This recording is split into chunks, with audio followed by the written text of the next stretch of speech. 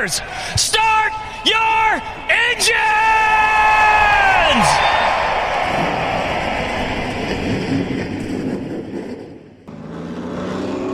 Yellow's out. Manning just about outwrecked him. And he busted her. What is up, everybody? It is Thursday, November 4th. We are back with episode 4. The green flag is out, and we are ready to roll 3 wide with DJG. All right, so to kick off today's episode, we're just going to give some All-American 400 post-race coverage. What did you think about this year? I thought it was really good. There was a lot of rain, which is I'm glad we didn't go there's enough we could have kept ourselves occupied Friday and Saturday, but all the racing was moved to Sunday. Mm-hmm. And that was like the big news of the weekend too. Yeah. But definitely thought it was some really good racing.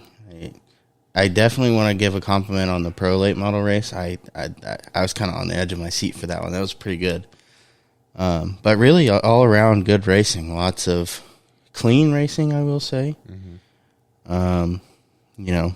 Obviously people got caught up in some unfortunate things, people that we didn't want to see get caught up in things. It is what it is. Right. So to kick off our episode, we're going to start with the Vorse Compact Touring Series. Tom Gosser won the feature, which, we knew he was a contender. He had a really dominant car at Winchester. The start of the race didn't seem to go his way, though. I mean, Kyle Frame really just took the lead and was able to hold him off. I want to say, I think Kyle Frame 100% had the car to beat. Yeah. Kyle just got caught up in lap traffic at the wrong time, and it all played out in the end in Gosser's favor. And then Gosser took the lead. I don't remember, correct me if I'm wrong, I don't think he was really able to pull away once he got around Kyle. Maybe a little bit, but probably about 1.5 car lengths. It wasn't anything. It wasn't like he just took off and left everybody. Right. But so it was a pretty good battle going on there. I think without lap traffic, it would have been even better. Mm-hmm. But it's still a good race. Right. So Tom Gosser did take the lead with 11 laps to go. As Jarrett said, after Kyle Frame got stuck up in some lap traffic. Really unfortunate. I mean, like you said, he had the car to beat. I personally think he should have won that race, and it is what it is. It's part of racing. Your top 5 in that feature was Tom Gosser, Kyle Frame, Dylan, Kalen, Justin Brown, and Chris Jennings. I will say though, I'm glad he at least was able to come home P2, especially after the weekend he had at Winchester. So it's good to see him to be able to turn around and get a podium out of it for sure. Our next feature will be the street stocks. Brett Hudson was your pick, correct? Brett Hudson was my pick. No, false. Okay, yeah, okay. Jason Atkinson was my pick. Right. Brett Hudson was one of my top 3. Brett Hudson and Jeff Lang. Right. So Brett Hudson did have a dominant race and ultimately came home with the guitar. Jason Atkinson, on the other hand, I'm not totally sure what happened there. I don't know if he intentionally spun somebody and then ended up getting involved in it, or if it was just a little bit of contact to a bumper to say, hey, I'm here, and the guy couldn't control it. I don't know. All I know is it was pretty early in the race. I mean, very early in the race. Yeah. So it took Jason out. I think it took the guy that he made contact with out as well, but I don't remember. So. I don't remember who he made contact with. Other than that, pretty good race as well. Your top 5 in that feature was Brett Hudson, Chuck Barnes Jr., Ken Schrader, who made an appearance this year. So it's good to see, former NASCAR drivers compete in these big short track events. Local Jeff Lane came home P4, and Chad Piddleton rounded out your top 5. I will say I did pretty good on my picks. 2 out of my 3 came home in the top 5, so for sure, not too bad. Next, we're going to move on to the super late models. Chandler Smith, who I predicted would have a dominant car again. It came out exactly that. Super dominant car. Late in the race, experienced to what seemed to be the same issues that he had at Winchester, and I even saw on social media, he was, as he should be, very upset about it. He was like, this is the same issue we had at Winchester, But in between then and now, we went back and totally replaced all of that stuff. So to have the same issue is very frustrating. Yeah, and that was to say the least. Yeah, and I mean that was a point I made to you when we were watching. I just don't understand. Of course, I don't know much about what teams do and stuff like that. But for a team as big as that one, for one car to have those issues but not the other, right? It's just I'm not saying there's like any ill intention there. It's just odd to me that you think with issues like that, both cars would be experiencing that, or you think that they'd be running the same thing. So why is issues happening to one car but not the other? Right. I don't know. I don't, I don't have any idea why, I don't think it's a driver issue considering it's something electrical. Like, I don't see how anything that the driver could do could translate to having an issue like that. But I'm also not a super late model driver, so I don't know. Right. But anyway, his day did end up, he did end up leaving the race early.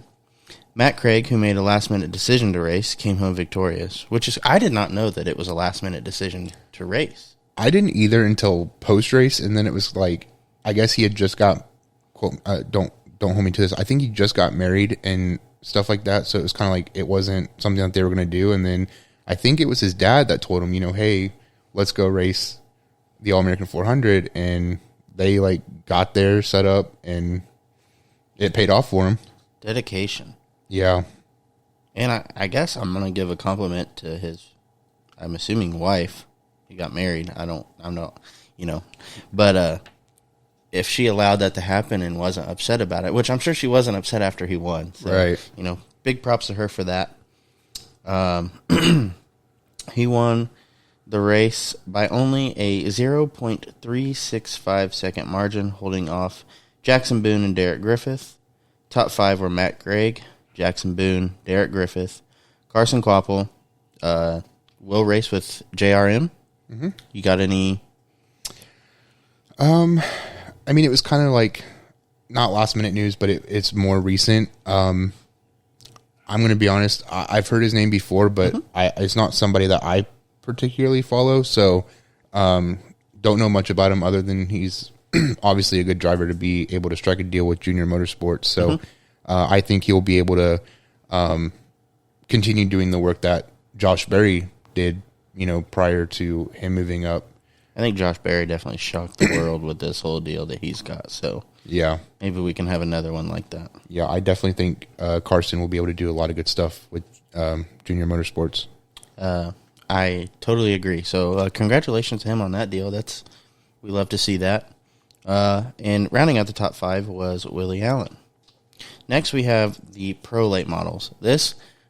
I'm sorry, but this was my favorite race of the night. I have to agree. It was getting late, and I didn't know this until the race started because they moved, was it the compact race? It was supposed to be 40 laps, and they moved it to 30 laps or 30 minutes. Right. Because Nashville apparently has a 7 p.m. curfew, which seems a little outrageous to me, but at the same time, I get it. Right. So they had to deal with that at the start of the Pro Late Model race. What I don't even know what time they started. It was like 6:15 or something like that. It was cutting it very close. It was very close. I do know that the race did go past curfew by a few minutes. Yeah, they barely got it in.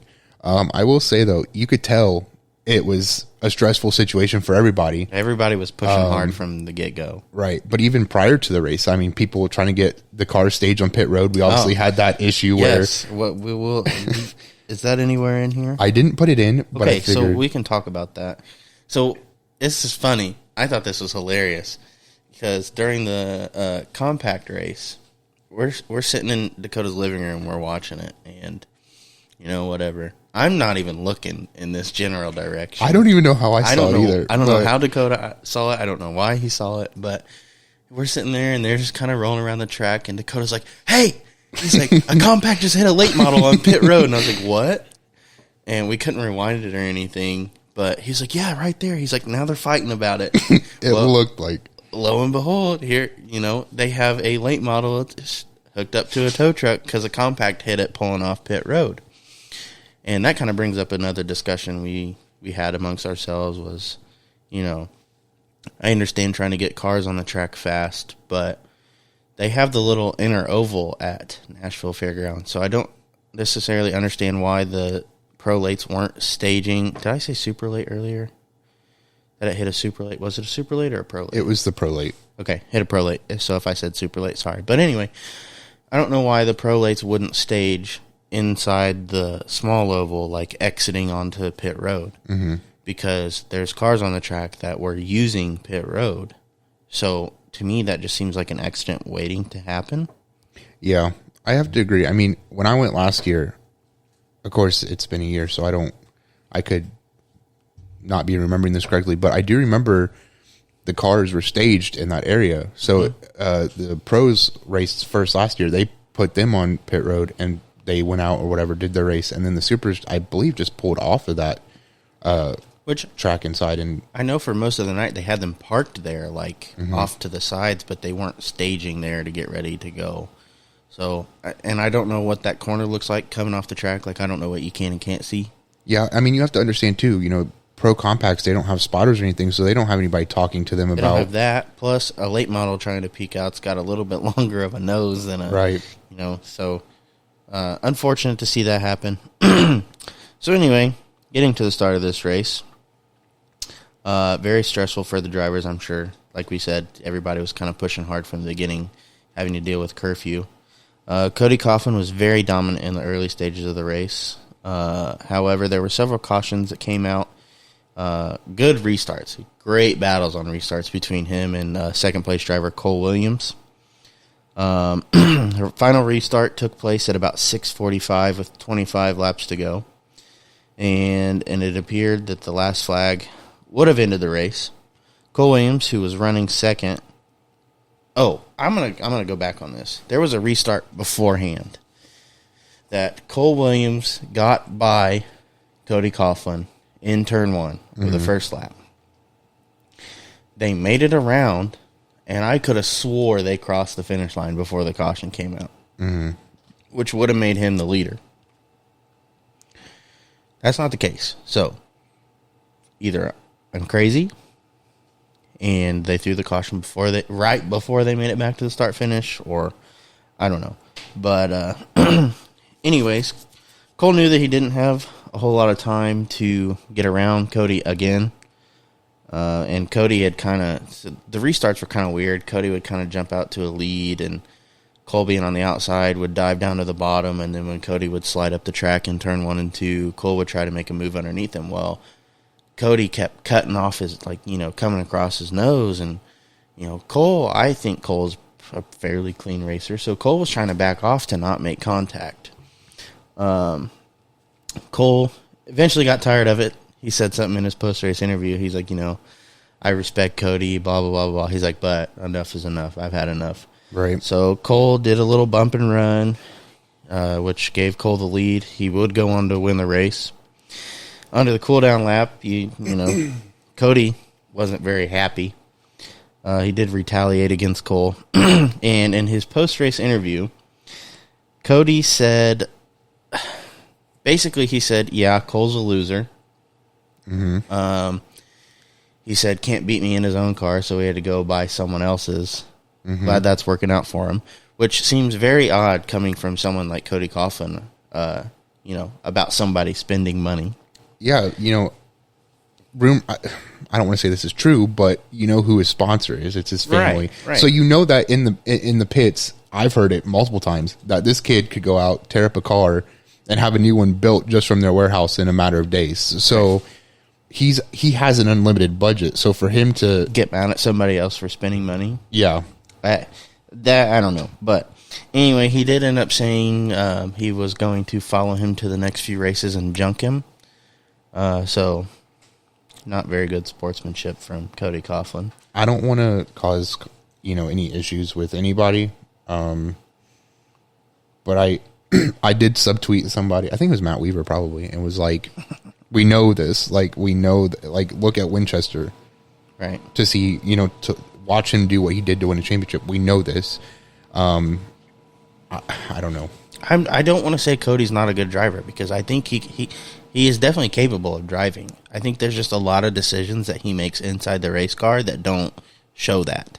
I agree. I think he's a great driver. He's obviously very dominant. It's just, I guess the sportsmanship is probably just not where it should be. Right.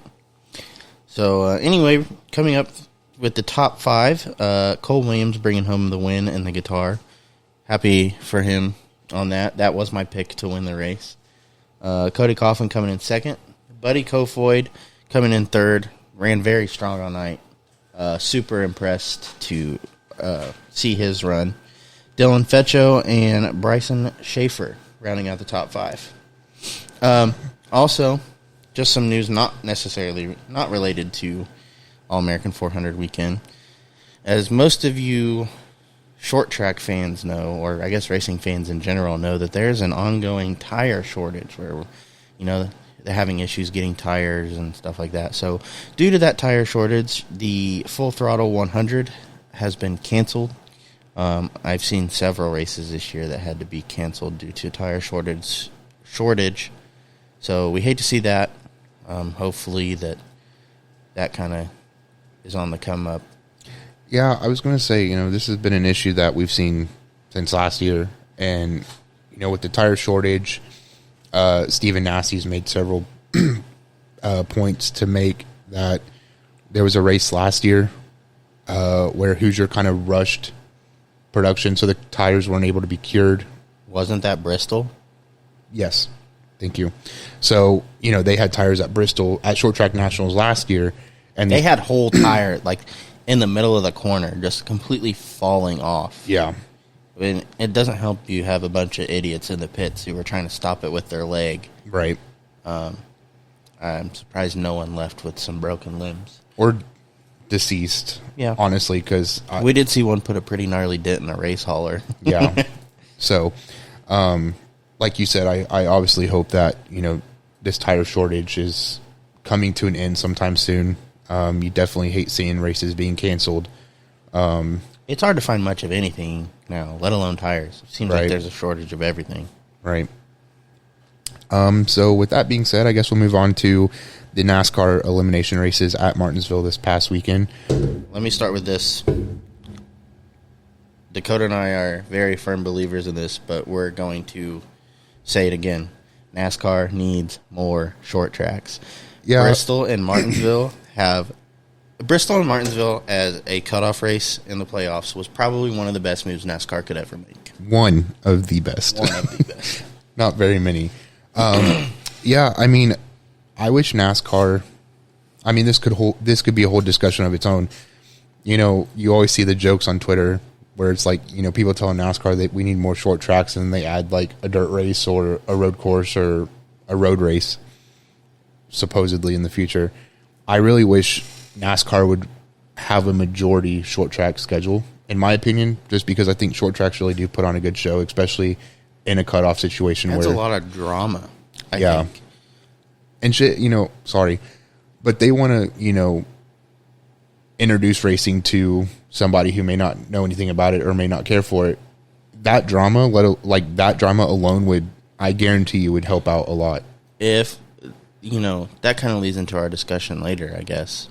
But if I had the opportunity, to take someone to a race, their first race,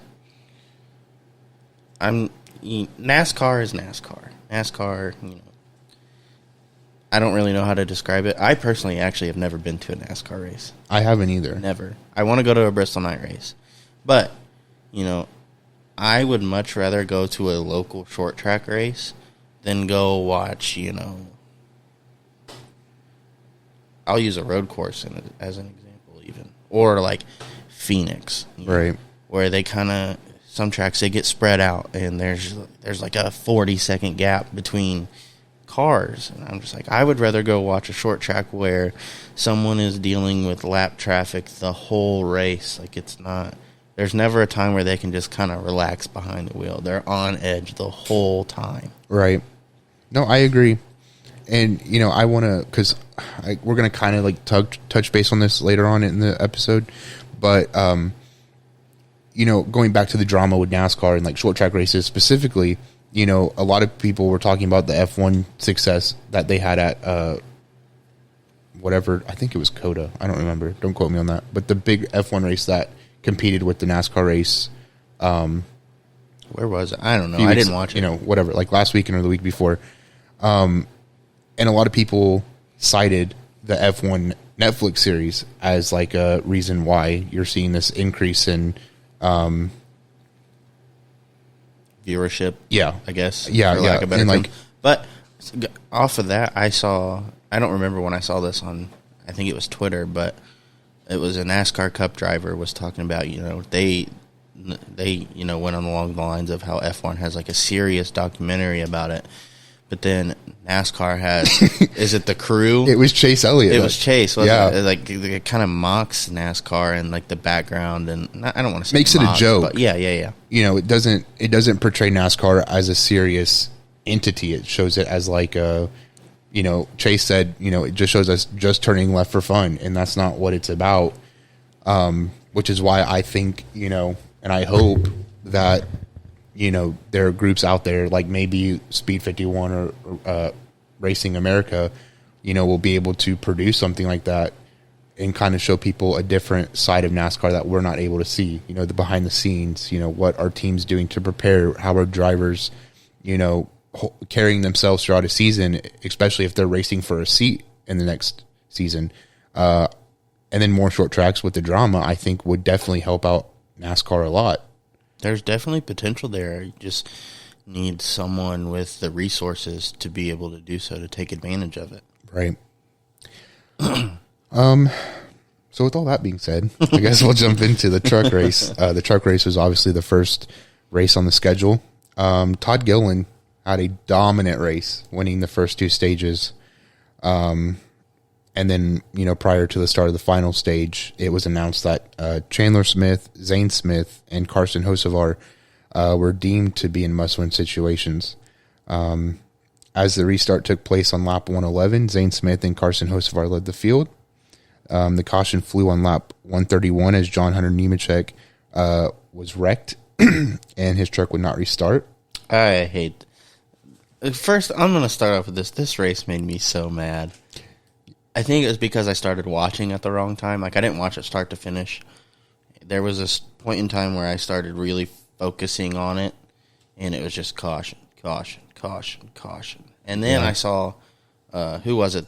Austin Wayne Self that took out John Hunter, and there was, I don't know. I just hated to see that for John Hunter. Luckily, because I thought for sure after that wreck happened, I was like, he's done. Mm-hmm. But I was wrong. It was very, very close. John Hunter definitely got very lucky because I think he was only 4 above the cutoff or something like that. It was a very small margin. Like Jarrett said, Austin Wayne Self turned John Hunter Nemechek as retaliation for John Hunter driving into him, and he drove it in deep, I think, and kind of just got Austin Wayne Self out of the line. So after that, he quickly fell in the point standings, and like Jarrett said, potentially ending his championship run. It was very, very close. With 46 laps to go, Carson Hocevar jumped the restart and was penalized, essentially ending his championship run. I wondered what I saw. He had a restart penalty and sent to the back. I didn't know what it was for. Right. And then the field restarts with 37 to go. Intensity starts getting high. I was gonna, mention or build off what you were saying. I watched the race start to finish. Definitely lackluster. The first two stages. It didn't, and then obviously all the cautions. I don't think the race was like at its peak until 20 something laps to go for sure. After several cautions, the race goes into overtime. Todd Gilliland, Zane Smith, and Stuart Friesen managed to run 3 wide before Stuart Friesen turned Todd in his attempt to win the race, because he was also, I believe, he was like 10 points back from the cutoff, so he was at that point in a must-win situation as well. Both drivers did spin, which allowed Zane Smith to take the lead. and ultimately win the race, locking him into the championship 4. And so your final 4 for the truck series is Zane Smith, Ben Rhodes, Matt Crafton, and John Hunter Nemechek, who got very, very lucky. Very lucky. I also want to add that running 3 wide at Martinsville is insanely impressive. I could barely run by myself, let alone with 2 people on. Yeah, I was telling Dad that because, he's like, this track doesn't look hard. And I'm like, it's very hard, difficult. Very hard to run Martinsville. Because, like, the fastest way around the track is to get your tires down by, like, the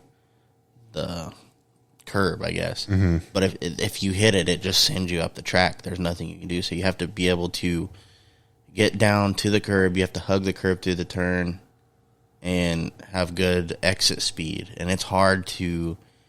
sometimes you do one, but then so you can get down there and hug the curb, but by that time you're going too slow and your exit speed sucks. Right. Or, you drive it in too hard and then you don't get down where you need to be. Or, it's very tricky. It doesn't seem like it. It's a small, flat track, but there's so much to driving it. Right. That the average, just someone who's like, oh, I'm going to watch a race today. They wouldn't get that. They're like, oh, how hard is it to hit a gas pedal, brake pedal, turn left? Right. And, this is off topic a little bit, but I kind of feel like that's how Mount Lawn is. I think a lot of people underestimate it. Yeah. And it's like watching it, yeah, it looks easy. You obviously got the short turn, so that's a bit of a challenge, but, racing on it is a completely different story. I think Mount Lawn is very intimidating because there's lots of spots where you could wreck, where you could potentially wrap your car around a tree. Yeah, I mean, that's a fair point. I think what scares me, in air quotes, the most about Mount Lawn is that short turn. I've put one car in it.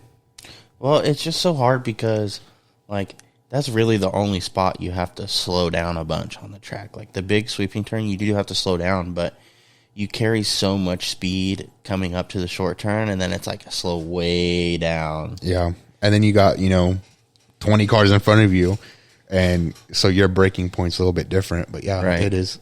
I love the track though. I think it's very fun. I'm excited. Yeah.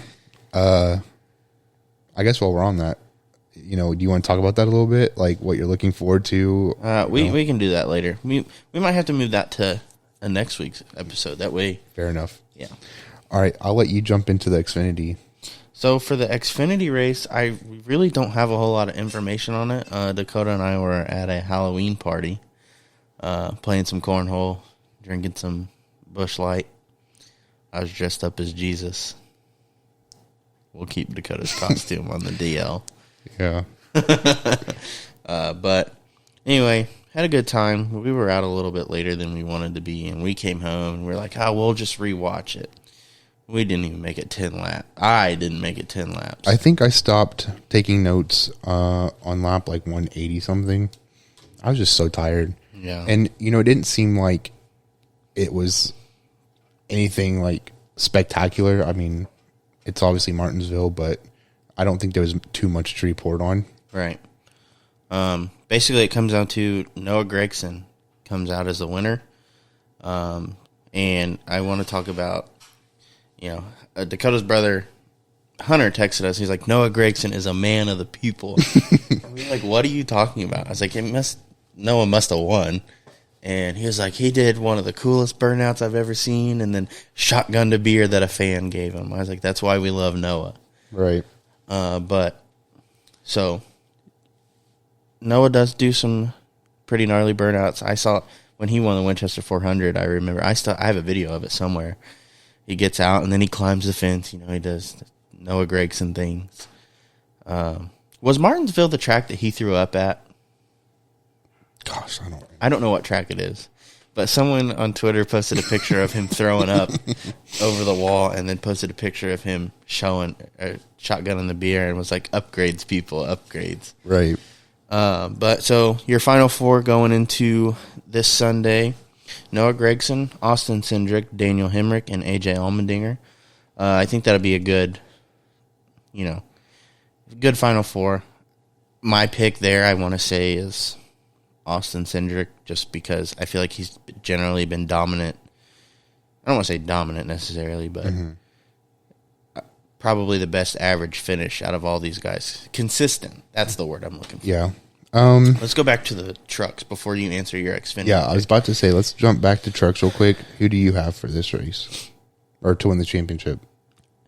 I want to say Matt Crafton or Ben Rhodes just because I have a friend that works for that race team. Yeah, and they're very dominant. They are. I was kind of upset to see them switch from Ford to Toyota this year, but business is business. But I think I have to go with John Hunter Nemechek. You know, it's just what it is. I don't know. That's just who my gut tells me to go with. He's a very dominant driver. I think all four of these guys could for sure very well. Yeah. I think I'm going to go with I can't pick one, but I'm definitely going to go with Thor Motorsports. I think they're able to pull it off this year for sure. Well, I will be excited for them if they do, and I will 100% be in contact with my friend if they do win a championship because I want to know what that's like. For sure. Maybe we could have him on sometime. I don't see why not, especially if he's planning on racing at Mount Lawn this year. Yeah. Xfinity, who you got? I'm going to have to go. I think any of them could obviously win. AJ's had a pretty dominant year with his team. You got Daniel Hemrick, Austin Cindric. I think I'm going to have to go with Noah. I think he's able to. If Noah wins a championship, it's going to be the coolest. Social media is going to explode. Noah is going to go absolutely nuts, and it's going to be the coolest thing I've ever seen. Yeah. I don't know. I think I'm going to put my money on him. I think he will be able to pull it off. I'm definitely looking forward to the Xfinity race. All right. Cup recap. Did you name your pick? Yeah, I said Cindric. Oh, gotcha. Cup recap. Lots of drama in the Cup race. I guess I shouldn't say lots, but more than we're used to, I guess. So Kyle Larson obviously led the field to the green flag and kind of took off, did his thing for a little bit. Dominant as usual. Chase Elliott had a good car. Chase Elliott ended up winning, was it stage? He won stage 1 and 2, I believe, because that's what locked him in. I thought stage 1. Winning stage 1 locked him in. I don't know. Anyway, okay. He won a stage. He ended up winning a stage, and it locked him into the playoff. He needed 7 points. Yes, this is hilarious. So and he got 10. So I saw on Twitter, Bob Pockrass, I don't know if that's how you pronounce his last name. Anyway, tweeted that Chase Elliott needed 7 points to lock himself into the playoffs. Cool.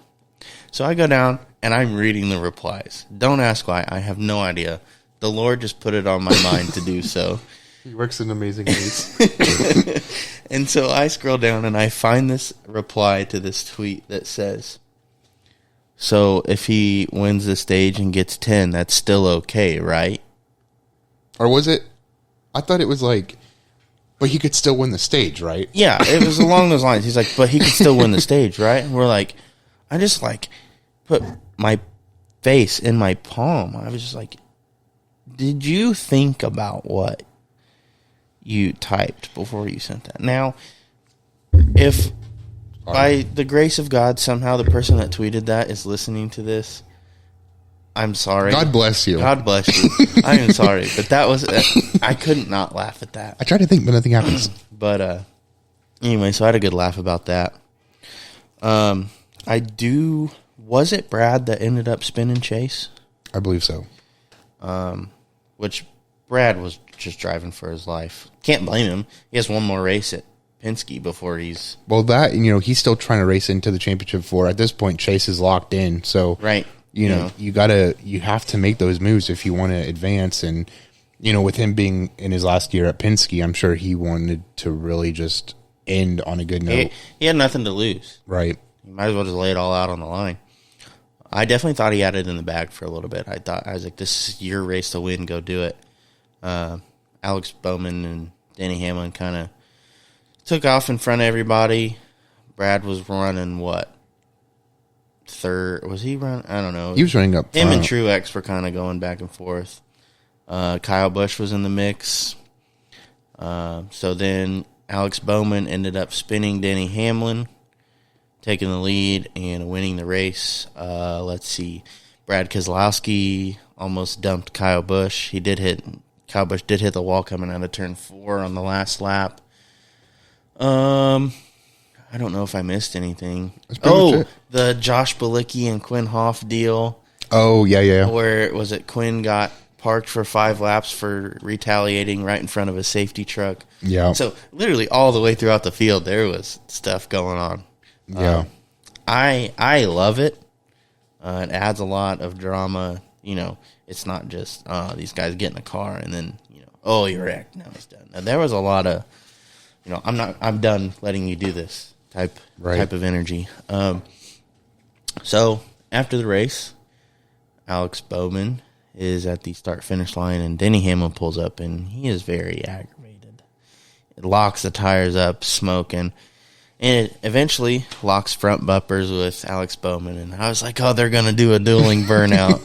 I'm joking. But Denny just kind of floors it and, pushes Bowman back and flips him the double bird, I believe. And if anybody watches a video of it, at some point, I don't know if it was a beer can, a water bottle, something. I believe it was a beer can. Comes flying from the stands, like Peyton Manning accuracy. If there wasn't a windshield in the way, it was landing in Denny's lap. Probably would have hit him in the head. Great throw. So props to whoever threw that. So then Denny's words after the race was that Alex Bowman was a hack and, this and that. I believe he did drop an F-bomb on live television. At least a few. Just talked about how he, and I quote, gets his ass beat by his teammates every week. Just stuff like that. Keep in mind, Bowman has more wins than Denny Hamlin this season. Now, I do want to point out that I saw on Twitter, Alex Bowman tweeted something about, so every time a driver wins a race, they get a sticker to put on their car. Mm-hmm. And the video was of Alex Bowman putting his new checkered flag sticker on his car. And he's like, oh, stickers are cool or something like that. But if you look on the left side of the video, the name on his car for Phoenix says Hack Bowman. And I think it's just the greatest thing ever. And they had T-shirts out hours after the flag. And they're sold out. They're I think they were negative 2,000 something in inventory, because people just kept buying them and buying them and buying them. Yeah. Kyle Busch had something to say about Brad trying to wreck him. He was like, he tried to pull a Harvick, for what? He had to win anyway. Lots of good racing, lots of drama, high energy, definitely. So it was a good race. I think it made a solid argument for more short tracks in NASCAR. Yeah, that I agree with 100%. So looking forward to Phoenix. I was going to say our championship for this year is Kyle Larson, Chase Elliott, Martin Truex Jr., and Denny Hamlin. Hendrick Motorsports versus Joe Gibbs. Who are we taking?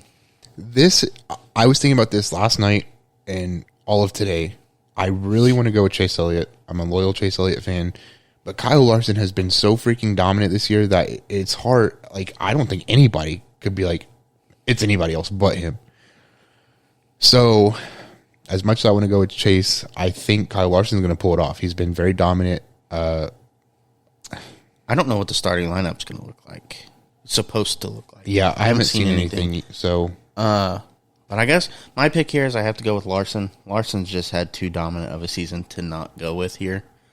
I'm sure something's going to happen, and then the whole world's going to be like, oh, no, something's going to happen. If the whole world goes, oh, no, I think that's very minor compared to what I think is going to happen if Kyle Larson does not win this championship.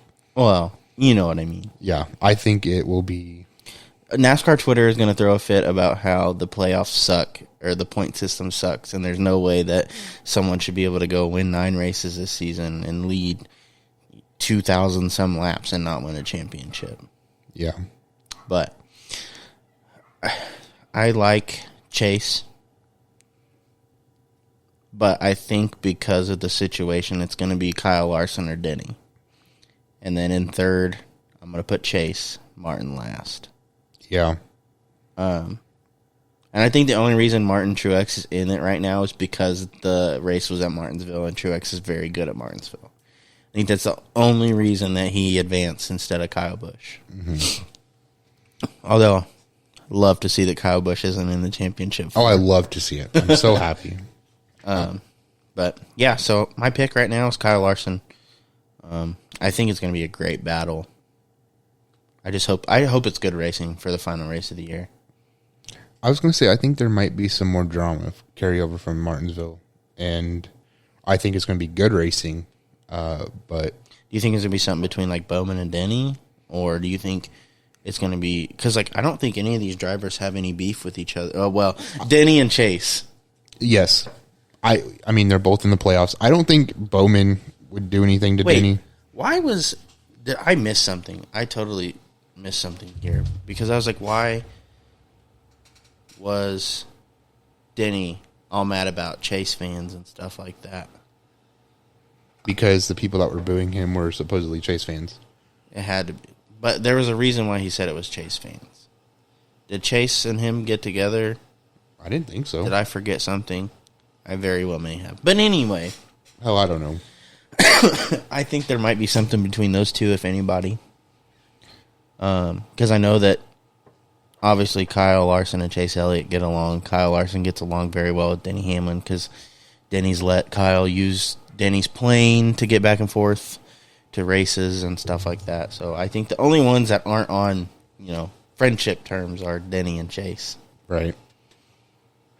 So I think that's all we have for NASCAR this week. I don't know what time green flag is on Sunday, but I will be watching. For sure. I think it'll be, like I said, good racing. I think there will be some drama, and look forward to it. Absolutely.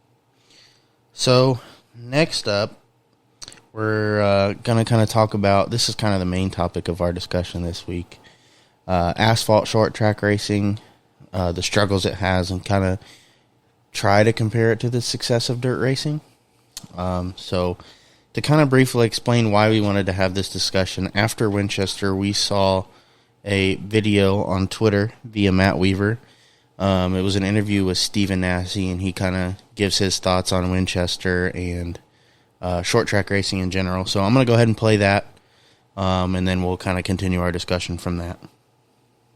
So, you have a chance to wreck at any racetrack you go to. I think this is probably my fourth Winchester here without any real big problem. If you can keep your car under you and be smart and not race people too hard at the wrong time, you're pretty well off. Hoosiers putting us at a disadvantage with the tires being a crapshoot. You don't know what you're going to get, but at the same time, you can just do your best to keep your fenders clean. The track ain't that bad. This equipment's made to do stuff like this. So I don't know why people don't come here, and people need to wake up because short track racing is going to die before we know it. Then you're going to have everybody talking about how much they miss it, and you got a few diehards out here like me, trying to support it, but just having the next young rich kid coming through and just spending a year or two and then leaving, it definitely isn't helping at all. But hopefully the MAV TV deal, maybe that put some more light on it. And I don't know, it's like super late model racing's in a tough spot, and I would love to see it change. I've been saying I'm a lifer, but you can't keep going if the show isn't going anymore. They're gonna have to close the doors soon because they got to make money. So, that is Stephen Nasse's thoughts on short track racing, where it stands, his thoughts on the whole ordeal. So, after that video was posted to Twitter, it kind of brought in some varying opinions. One being from Travis Braden. I was trying to find his comments. It's probably way back there. Anyway, so we all agree in short track racing that there's an issue. It's just a matter of where do those issues lie. We agree that there's an issue. We disagree, not necessarily disagree, but there's a kind of a gray area on what the issue is. Right. And I'm not going to say either side is right or wrong. They both, I'm sure they're both right in their own way. Yeah. But So, yeah. So, after seeing that video, we had talked about having a discussion on this matter, and so we reached out to a few drivers and posed them some questions. So I'll start with Kyle Frame. We reached out to Kyle. Kyle, if you don't know, is a Vors Compact Touring Series driver. So I know our focus in this discussion was kind of primarily on super late model racing because, you know, the Vors Compact Touring Series has had 50 cars show up at the last 2 big races that they've had. So we just kind of wanted to get Kyle's view on things, on, like, you know, maybe why his series, you know, obviously money is a big role here, but we wanted to kind of see from his standpoint where Vors stood compared to super lates or dirt racing or anything of that nature. So So this is what we had asked Kyle. We said we wanted to get your perspective as a Vors Compact Touring Series driver, as the series has been able to bring in a higher car count compared to super late models at both Winchester and Nashville. Do you believe the two series are doing anything differently that could affect the car counts? Do you have any suggestions on what the super late model series could do that they may not be doing now?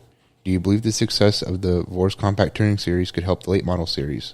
While costs are a big factor, do you believe there's a shift from late models being a premier race every week to compacts taking the top spot and late models becoming the smaller races? Do you have any suggestions on how asphalt racing could compete with the success of dirt racing? Kyle got back with us pretty quick, so very thankful for that. And he said the following: "Well, I'm not sure what the draw is for us as a series that provides a higher car count than other. While I'm not sure what the draw is for us as a series that provides a higher car count other than simply the cost of racing. Our series prides itself on including everybody. It is very rare that a car is turned away from running with us unless the car or driver would be deemed unsafe to compete. Cost of racing is high, as many drivers and teams know.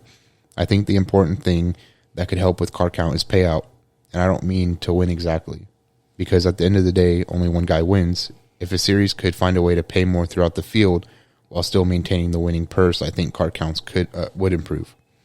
And then he said, "I think some things that dirt tracks are doing differently is simply promotion. It seems that the track themselves do more to promote drivers in series. While I'm on the asphalt side of it, seems to be left up to the series and the drivers themselves, which already have enough on their plates." And then he said, compacts won't ever be a bigger show, so to speak, than a late model simply because of the nature of the car, unless tracks do their part to promote. I think all series of any type of car can bring money and fans as long as they're promoted properly. So that was Kyle's response with the perspective from a smaller, not smaller, but a lower series than super and pro late models. So we also reached out to Travis Braden. If you don't know Travis drove super lates for a while. Now I think he primarily is just involved in working on them. He's with, BJ McLeod Motorsports with Travis Braden. I think that's what they're called, their short track team. So Travis does a lot. He focuses a lot on late models still, but not necessarily as a driver. So we reached out to him and his girlfriend, Jess Ballard, are big advocates of short track racing, but they kind of stand. So this is where we kind of get into we agree there's an issue, but what is the issue? So Stephen Nasse and Travis Braden stand on kind of opposite sides of this. So as you recall from the video, Nasse kind of talks about, he doesn't necessarily bring up a money situation. He talks about how people are afraid to tear up their cars. And he's like, that if you drive in a respectful manner, you'll be okay. Like if you as a driver are very knowledgeable and I guess mature as a driver, you time your moves, don't push too hard too soon, know when to push, know when not to push, certain things like that. So we reached out to Travis, and this was one of the people who we pushed this episode back because he was open to giving us input, but being busy with Nashville, he was unable to do so before last week's episode. So we asked 5 questions to him. Number 1 being, regarding Winchester, why do you think the car count is not competing with other races such as the Snowball Derby? The second question was, do you believe payout is the big factor for low car counts, or do you believe there are other factors that are not being addressed? Do you believe tracks could offer better experiences for fans? And if so, what are some suggestions you would make? Excuse me. Comparing asphalt racing to dirt racing, do you have any suggestions on how our sport can bridge the gap and better compete with the success of dirt racing? And lastly, overall, what do you believe needs to happen for asphalt short track racing or super late model racing to overcome these challenges and avoid dying off entirely? So he was able to get back with us a couple days ago. To answer our first question, he said, I don't think there is any specific reason besides the natural emphasis on different races over time. I think races gain and lose popularity in cycles. Right now, everyone goes to the Derby, and Nashville has gained a lot of popularity due to the improved promotion, the NASCAR buzz, and the city itself's popularity. Plus, I do feel like Winchester is kind of geographically challenged, which I agree, it's kind of in the middle of nowhere. Right. It's hard to find funding to do them all, and so right now, those are the hot two. Other regions, like Midwest, West Coast, have their own big races, which is nothing new. The second question, he said, I think payout increases would improve car counts, but I think the reasons I addressed above are the primary reasons. The cost to go race is 10-fold higher than a starting pay at any big event, so you're talking hundreds of thousands of dollars in purse size before it truly makes a difference, which is probably why purses have shrunk, because everyone realizes that regardless of the purse size, there are cars that will come. Number 3, he said, yes, this is my number one focal point when I discuss this subject. I think there are two parts of this. First, basic amendment and comfort, and second, things that would liven up the party.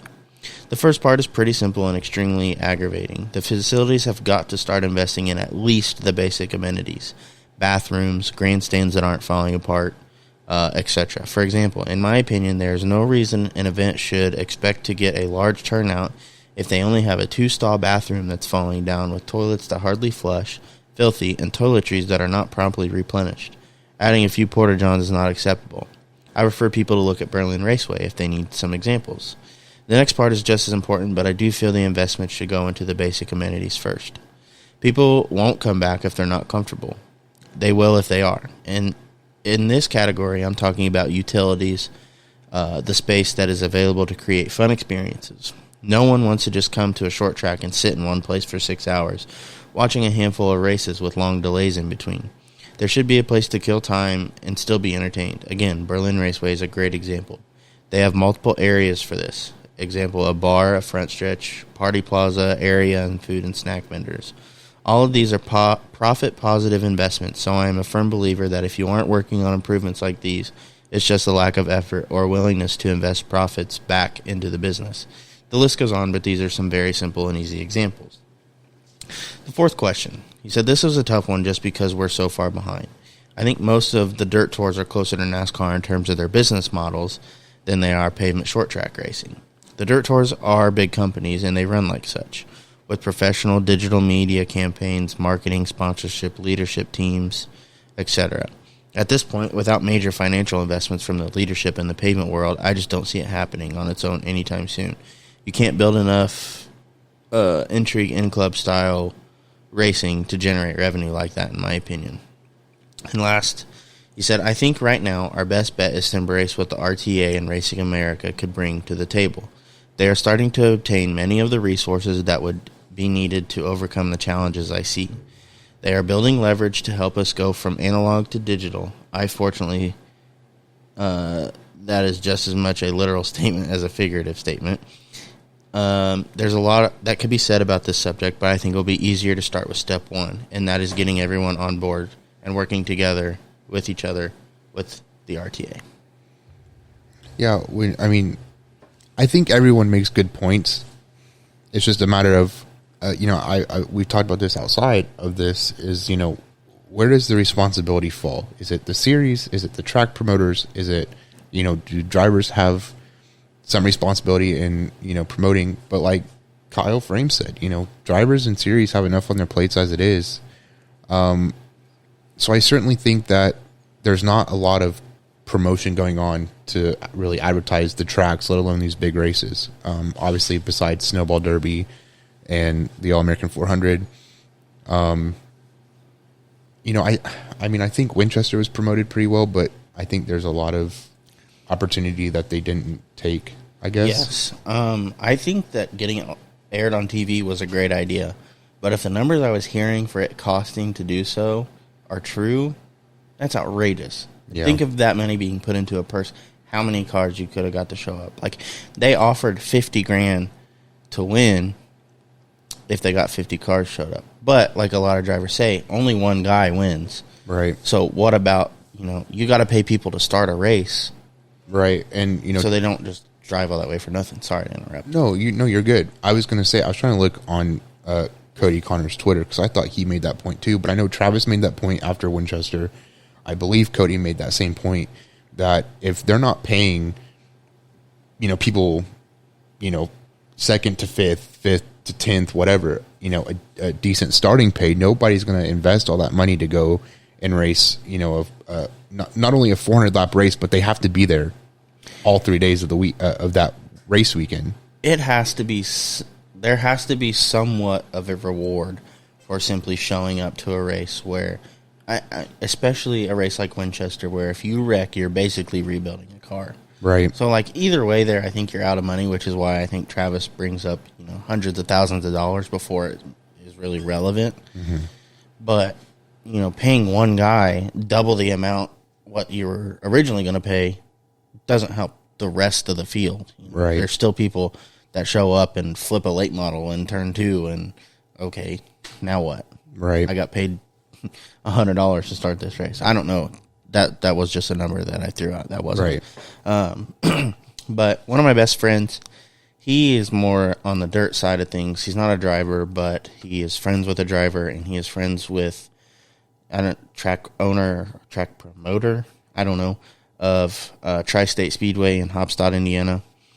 So him and I were kind of having this discussion, and he said a USAC race pays like $500 to start and like $5,000 to win on average. The thing about a dirt car is that it's, in air quotes, cheap. The engine is $50K, but the rest of the car is minimalistic. It's another $50K to build the rest. So that's $100,000. Right. He said now, in regards to an outlaw car, it's different. So one of his buddies races for a team, and they spent $1 million on one wing car that they got. And so he said, he said, this is his exact text to me. So, knowing a track owner, I know how most tracks make the purse. The purse is made up for purely driver and team, driver and team entry fees. That's why big races usually have like 3 support classes. The track pays for the sanctioning body to get the race there off of attendance and concessions. So the track owner at his track, I don't know if this, I'm going to say this applies to this track only because I don't know how other tracks operate. He said, has to pay the World of Outlaws $50,000 just to show up. Then has to get enough people there and enough racers there to make the $10,000 purse. So before the race even starts, he has to come up with some $60,000.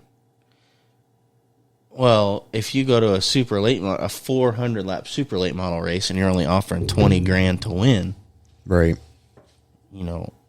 I see. I see where the big issue is, right? But that brings up the question of where does that money come from? How, it goes back to your question. Where does that fall? Where does the blame fall? Not necessarily blame, but more of the responsibility of who needs to step up and say, okay, this is what we need to do. And, I was thinking about this when I was last week after we had gotten done with the last episode. I was like, what I think needs to happen is short track and NASCAR. I mean, it goes the same for everyone.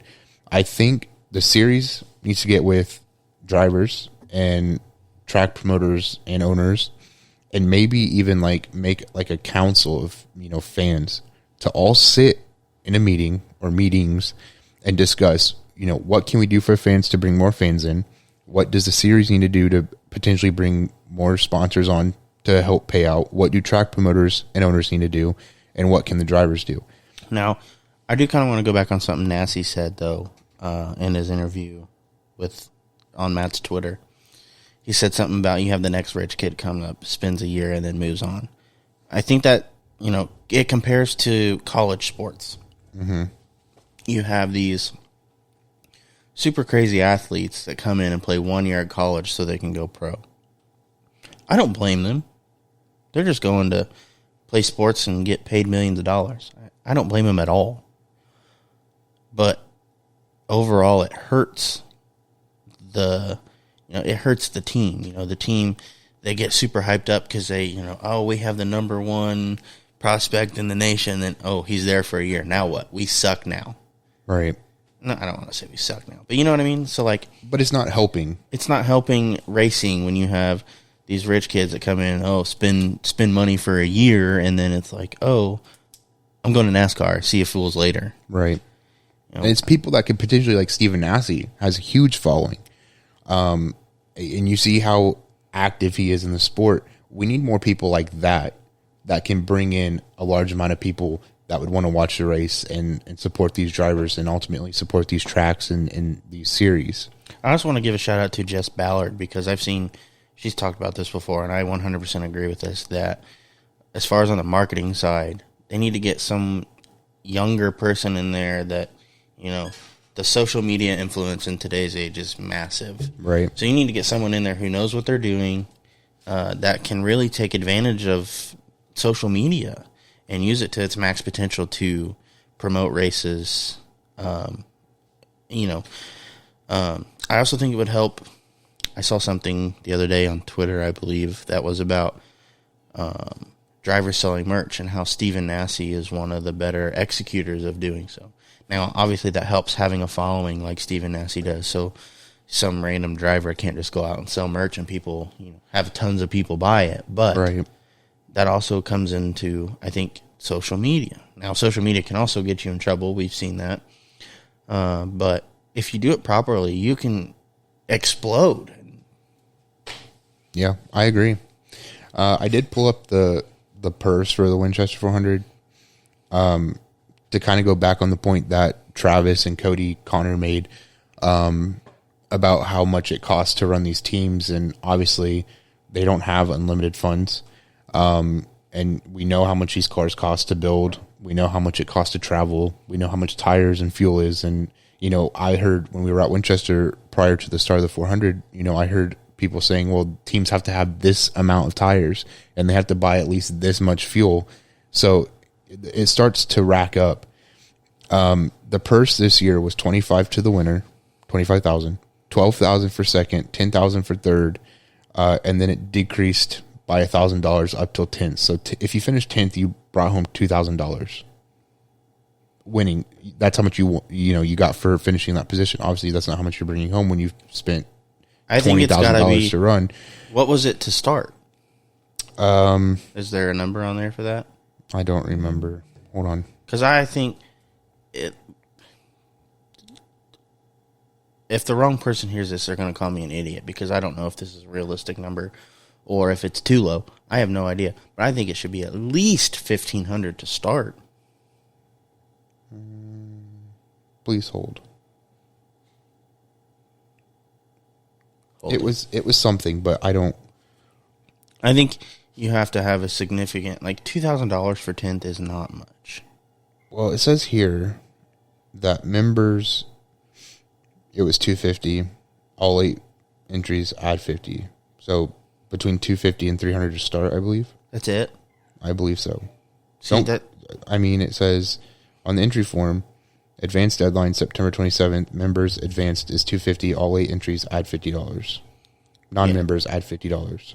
So that's less than $500 to start a race that pays nothing. Holy crap! If you finish, and I was going to say, I'm pretty sure it was Cody Connor who had said something about, before they go to these races. Before they go to these races, they do the math to see how much are they going to be spending and what are they going to be potentially bringing home. And he said something like third on back. And it's just not worth it. So, especially for small teams like him, who have very limited resources and funding.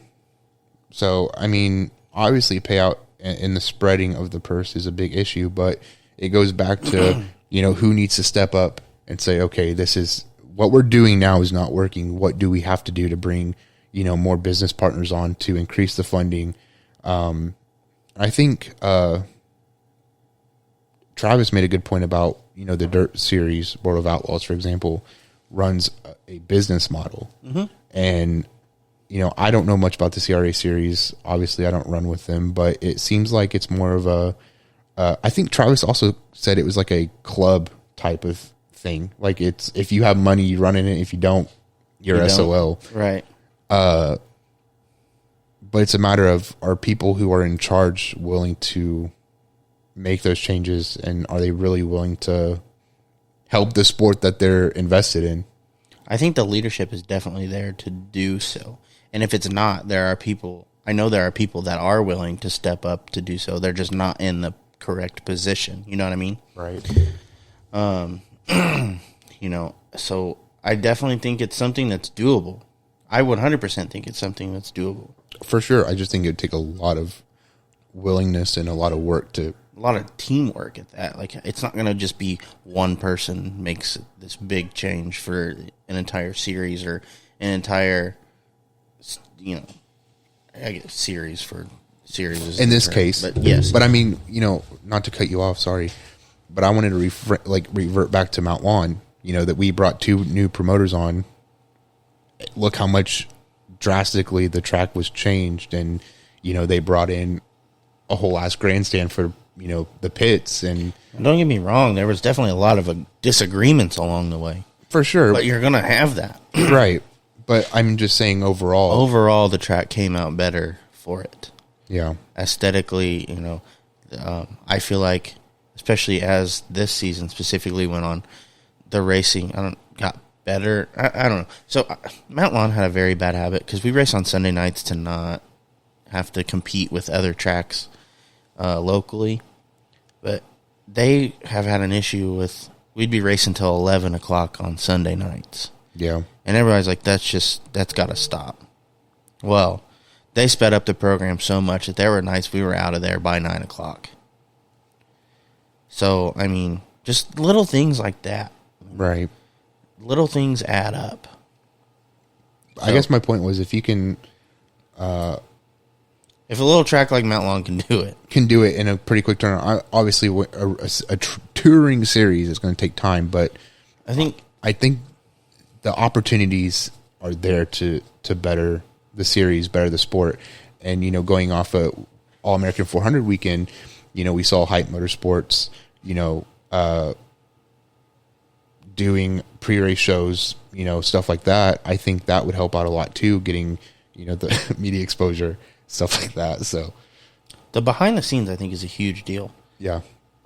For me anyway, for people that are generally interested in racing, if you are simply there to watch cars, because at a young age specifically, I remember I watched racing just so I could watch people wreck.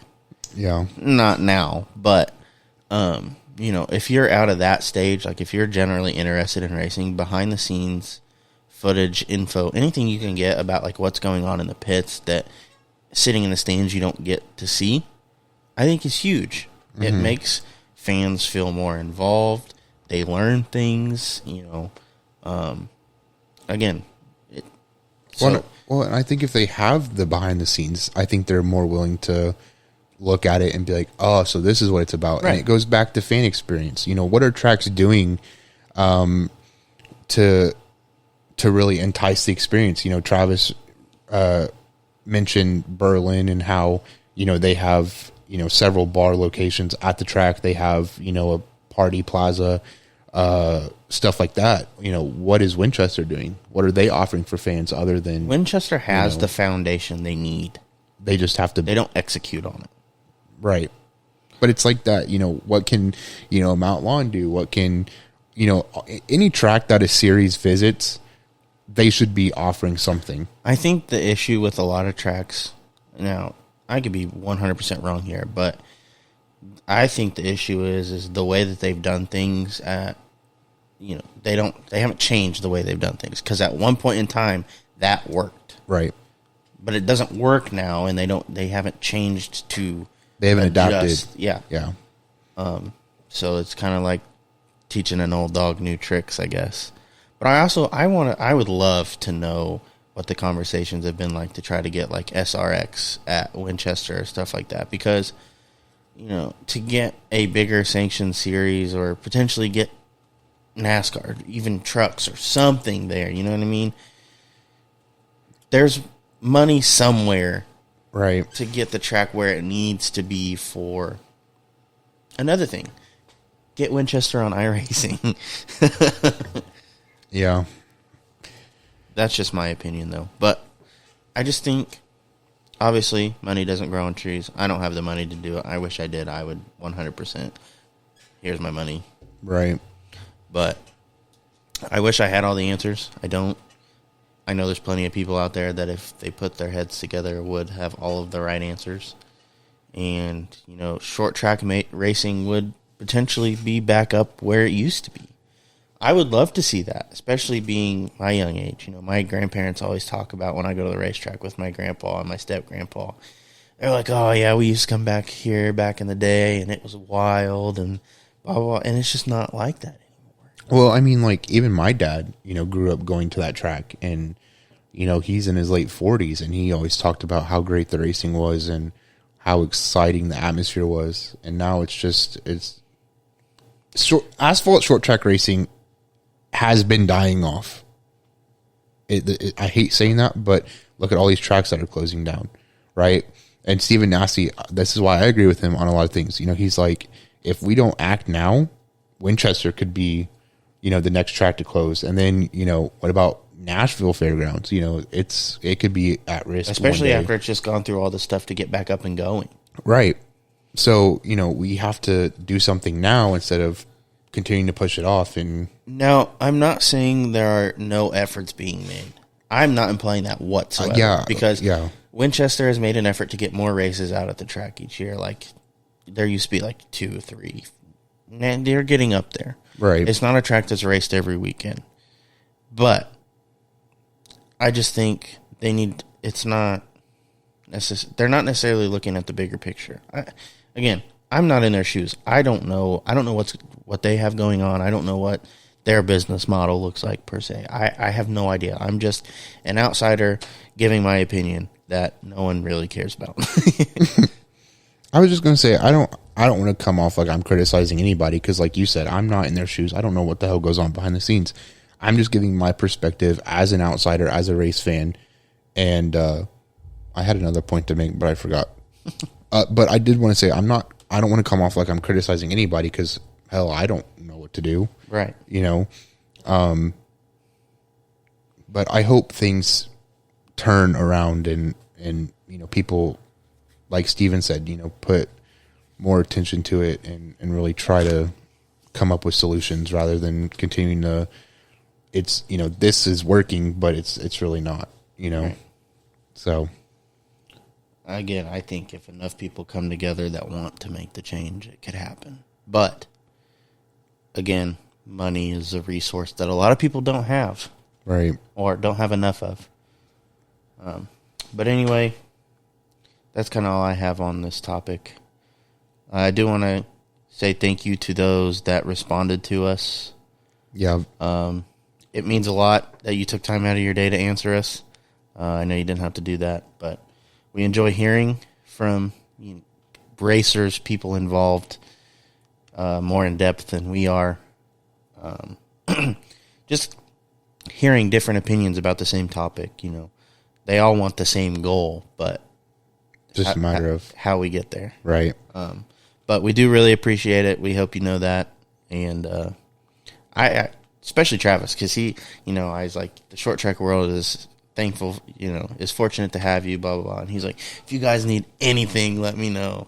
Yeah, but I mean, I'm certainly thankful for people like Steven and Travis and Jess, who are really, and obviously, friend of the show, Kyle Frame and Cody Connor. I think they're all doing work in their own ways, but to have people like that who are so outspoken and trying to provide solutions on how we can get asphalt short track racing turned around and be able to close those gaps with the dirt side of things,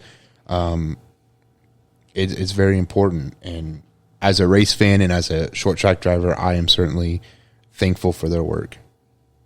So absolutely. Well, I don't have anything else to add. Do you want to mention something about the candles? Yeah, so we partnered with one of my friends, Taylor, who her business is At the Creation Barn on Facebook. She was working with us to kind of make some like Christmas gifts, candles, wax melts, stuff like that. Not your typical sense. Right. So we were going to offer burnt rubber, race fuel, high octane, and motor oil. I did talk to her last night, so sorry I didn't tell you this now. This is live. I told her I think we should hold off on the candles and do car scents, so like the car fresheners. And so our goal now is to do those. So we're going to do ones that look like checkered flags that will have those scents. And then I want to do customizable ones. So like, for example, I was thinking, Cody Connor could send us a picture of his car and we could put it on a car freshener and stuff like that. So really allow people to customize it. So if they want to do like a picture of their car, they can do that. Or maybe like their number with their name, something like that. So that's what we're doing now. But I did tell her we could still sell the candles if anybody's interested. So I will definitely share her page on our Facebook page, and you guys can go ahead and pre-order any of those if you want, and share with your friends and family. I think, a lot of racing pages, a lot of people talk about it, but it's hard to like get it out there because the rules are no self-promotion. So I'm trying to find a way, like a loophole around that. But I'm definitely getting a couple made. They don't smell too bad. Well, yeah, they smell pretty good. So I definitely miss the smells of the racetrack during this off season. So It's painful. It'll hold me over till then. I have two things. First thing is about Vor's Compact Touring Series driver Kyle Frame. It was announced on Twitter today. It was on Facebook the other day or something like that.